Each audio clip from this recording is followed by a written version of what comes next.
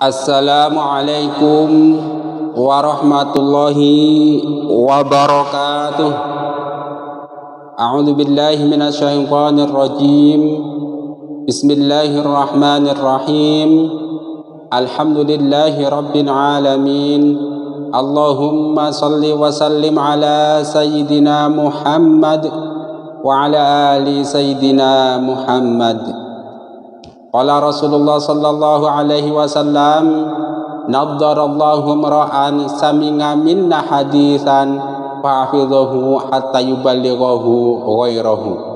Semoga Allah Subhanahu wa taala menjadikan orang-orang yang mau mendengarkan hadis, mau mempelajarinya, lalu mau menyebarkannya kepada orang lain, Allah jadikan wajahnya berseri-seri baik di dunia maupun di akhirat. Allahumma amin.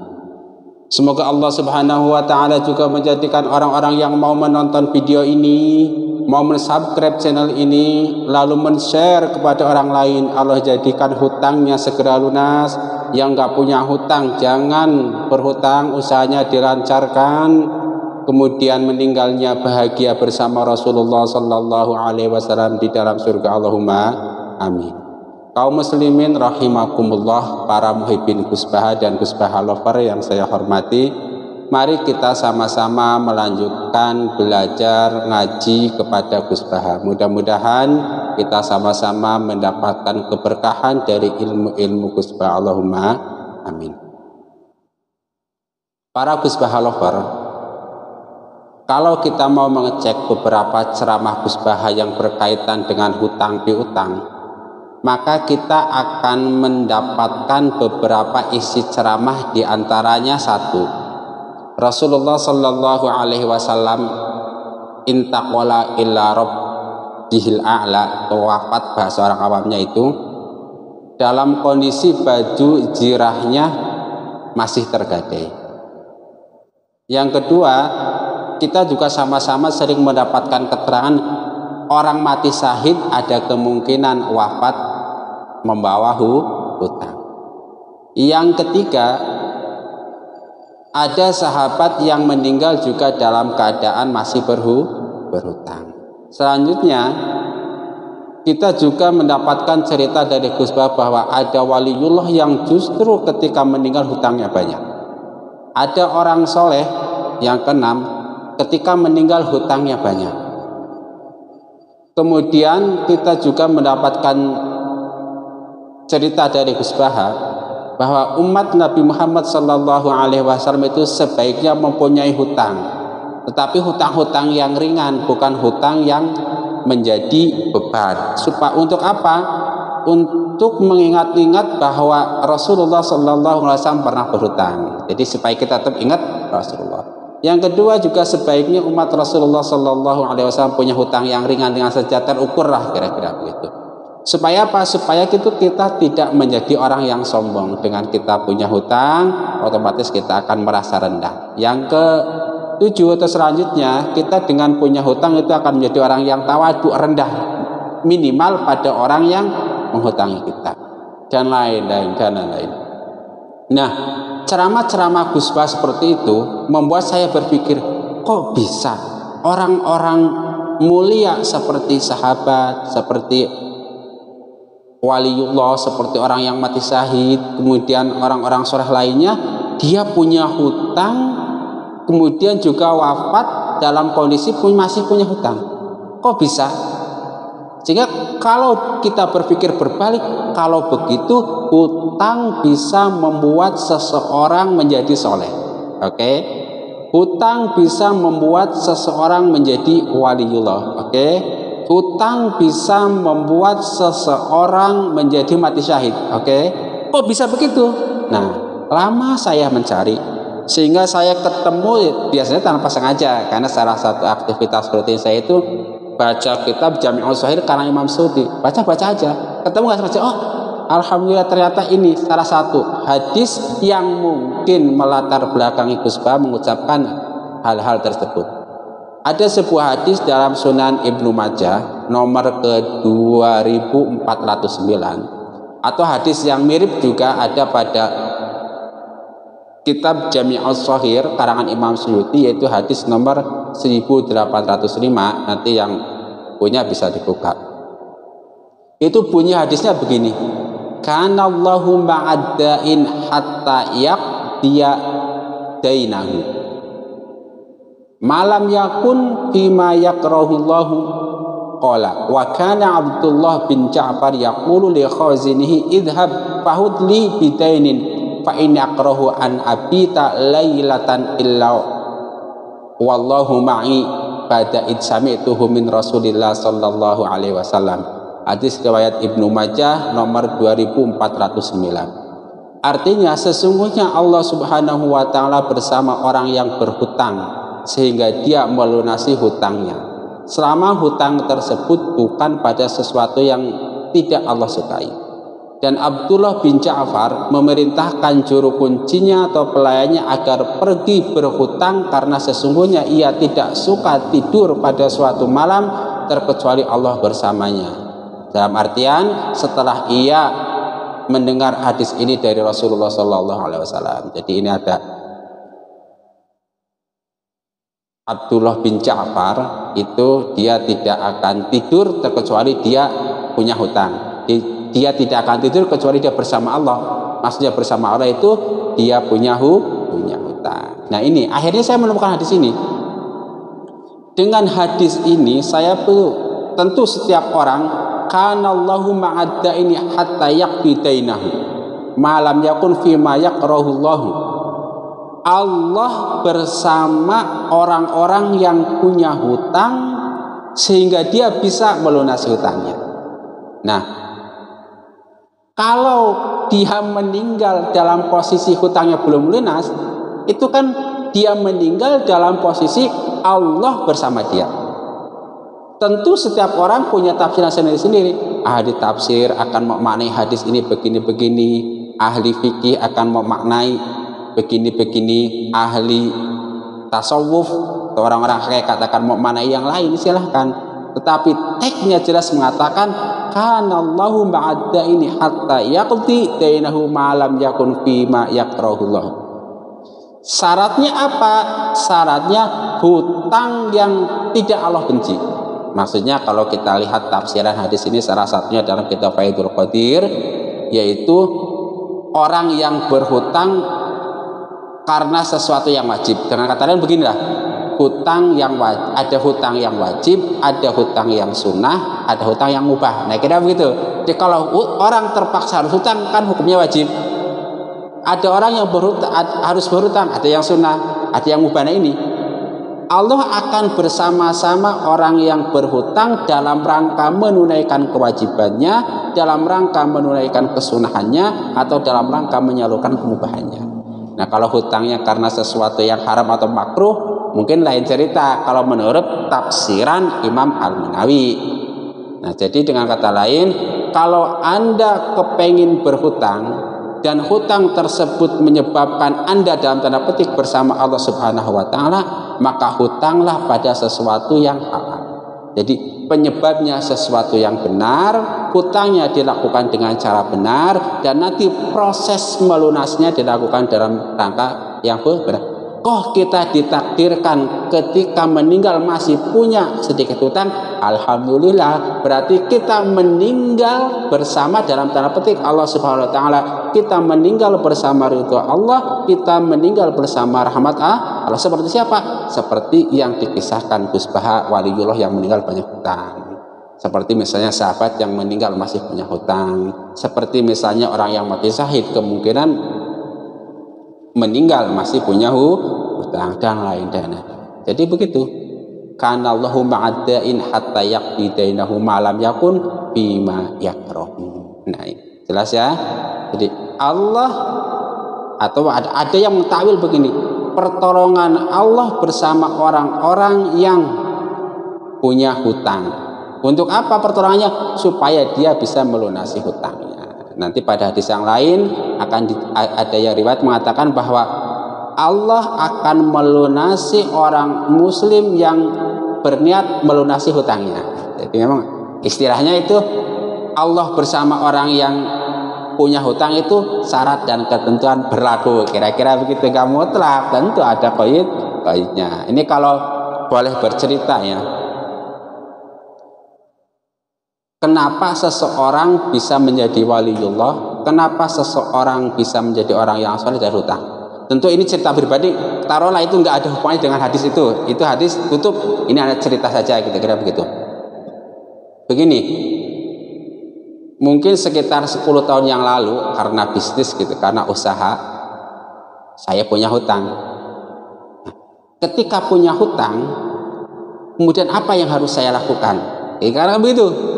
Tentu yang pertama restrukturisasi hutang.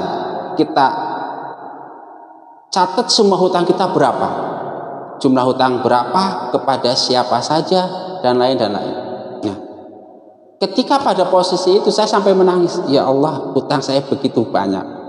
Saya cek kira-kira saya bisa minta bantuan kepada siapa, saudara mana, kepada teman mana, itu kayaknya blank. Kalau masalah urusan duit beda cerita, kira-kira gitu.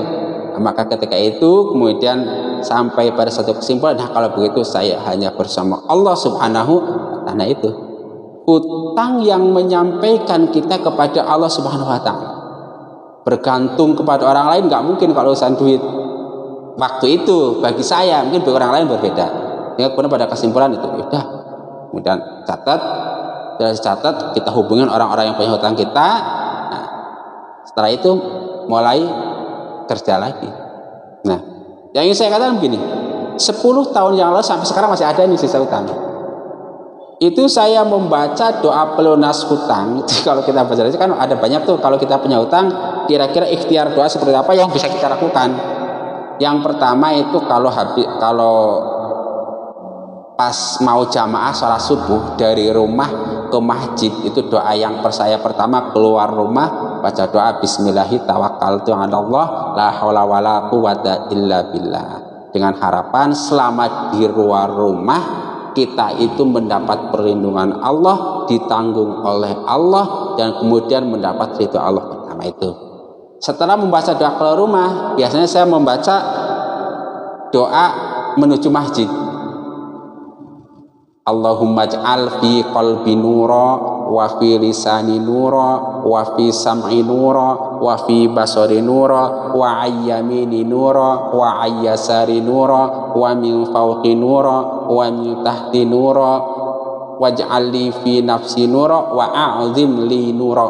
Intinya saya minta cahaya lah di dalam pandangan saya, bercahaya, telinga saya ada cahaya, hati saya ada cahaya, kanan kiri ada cahaya, yaitu minta cahaya. Nah setelah itu, karena perlu diketahui jarak antara rumah saya dengan masjid itu sekitar ya adalah 500 meter, jadi cukup untuk membaca doa keluar rumah, doa menuju masjid, minta cahaya itu. Kemudian yang ketiga itu sedapatnya membaca doa pelunas hutang. Doa pertama yang biasa saya baca itu Allahumma inni a'udzubika minal hammi wal hazan wal ajzi wal kasal wal bukli wal jubni wa dhala'id daini wa ghalabatir rijal. Yang intinya minta bahagia, dijauhkan dari kesusahan, minta hutang dilunasi, jangan sampai istilahnya mengalahkan kita dan lain-lain. Itu yang pertama. Kalau masih ada waktu, saya tambah doa pelunas hutang yang kedua, Allahumma kfini bihalalika an haramik. Nah, ini doa ini kalau dibaca itu insya Allah hutang-hutang kita sebesar gunung pun akan lunas gitu. Yang ketiga doa Allahumma inni a'udzubika min ghalabatid daini wa ghalabatil aduwi wa syamatatil a'da.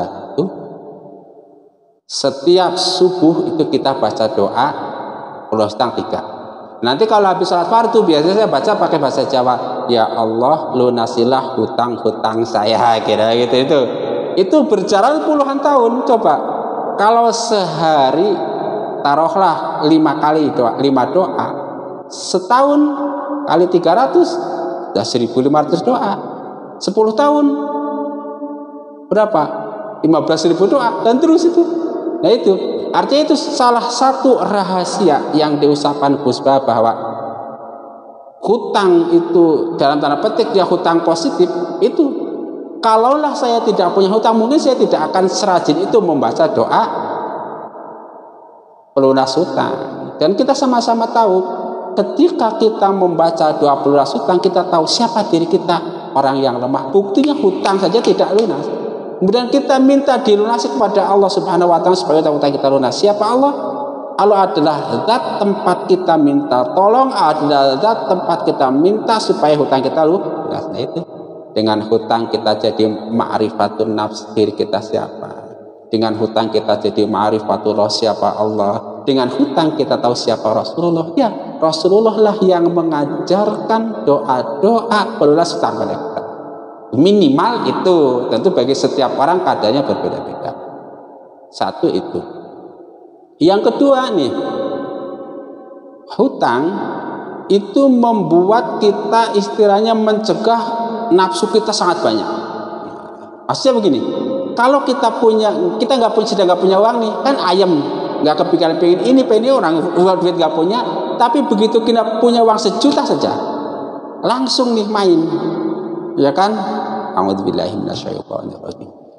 Kemudian mainlah pikiran kita, main pengen beli A, pengen beli B, pengen beli C, gitu kan? Langsung setan masuk kepada pikiran kita, setan masuk pada hati. Kenapa? Karena punya uang 1 juta. Oke. Tetapi kalau orang yang punya hutang beda cerita.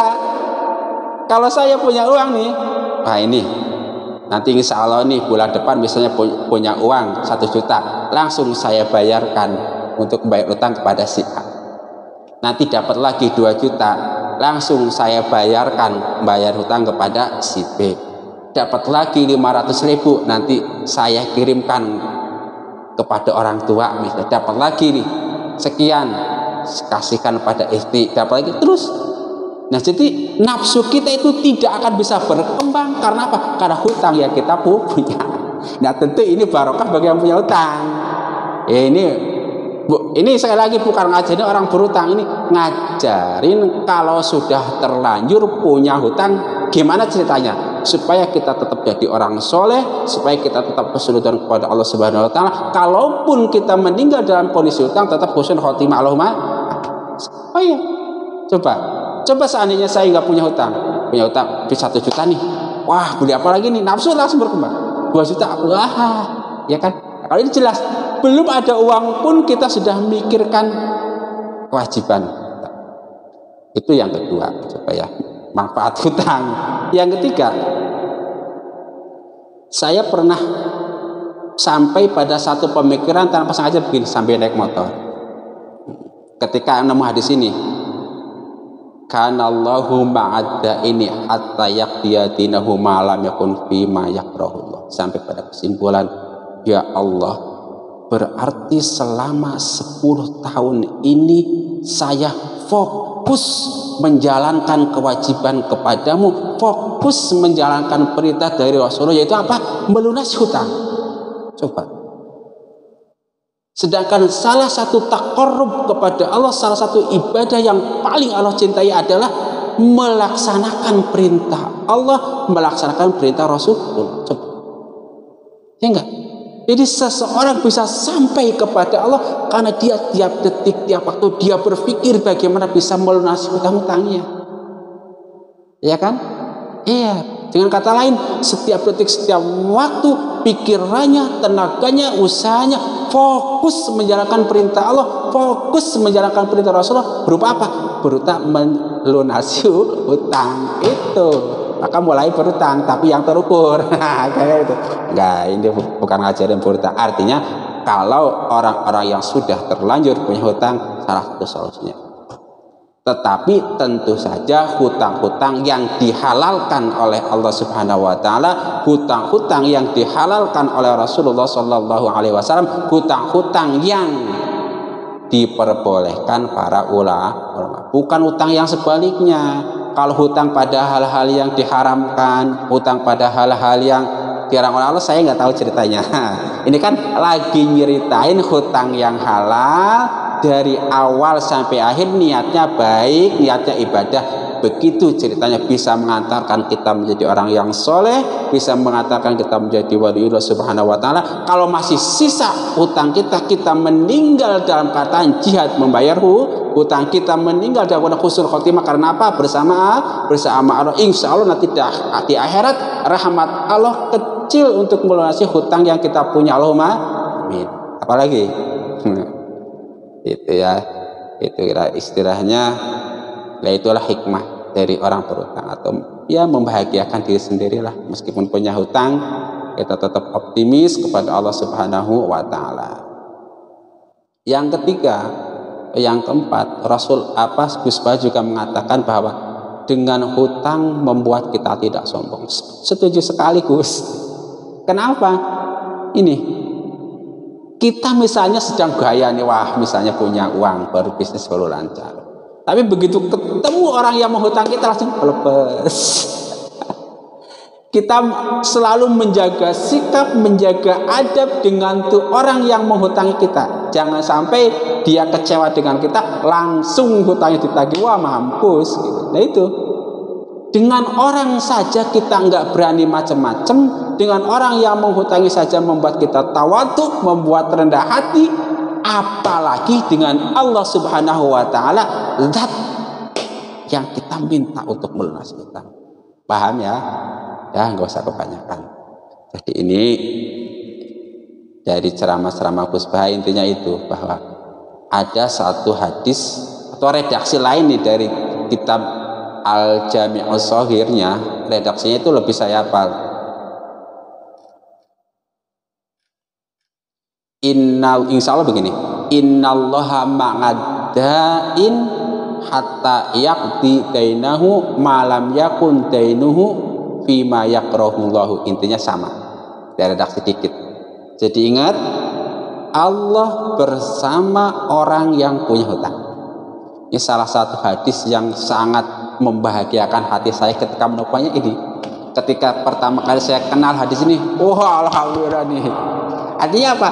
Ada semacam pembenaran terhadap diri sendiri bahwa selama 10 tahun ini berarti saya bersama Allah Subhanahu wa Ta'ala, dalam tanda petik selama 10 tahun ini bersama saya, berarti saya bersama ridha Allah. Kan bangga ya, daripada pusing mikirin utang, mending berharap rahmat Allah Subhanahu wa Ta'ala. Saya kira cukup.